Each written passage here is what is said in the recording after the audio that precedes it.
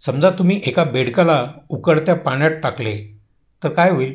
साहजिक आहे, तो त्या पाण्यातून उडी मारण्याचा प्रयत्न करेल आणि कदाचित त्याच्यातनं बाहेरसुद्धा येईल. पण तेच जर तुम्ही त्याला साध्या पाण्यात टाकले आणि ते पाणी हळूहळू गरम केले तर बेडूक पाण्यातून बाहेर उडी मारणार नाही, तर तो तापमान अंगवळणी पाडून घेण्याचा प्रयत्न करेल, त्याची सवय लावण्याचा प्रयत्न करेल. जसजसे पाणी तापेल तसतसा तो स्वतःची शक्ती ही त्या तापमानाची सवय करून घेण्यासाठी खर्च करेल.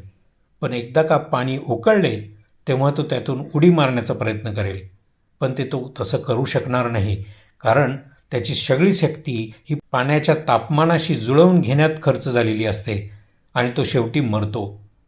म्हणूनच म्हणतो, आजूबाजूचा धोका वेळीच ओळखा. तापमान वाढत आहे, स्वतःला जुळवून घेण्यात शक्ती वाया घालवू नका. वेळीच ती गरम पाण्याची कढई रिकामी करा, नाहीतर तुमचा उकडलेला बेडूक झालाच समजा. बघा पटतंय का?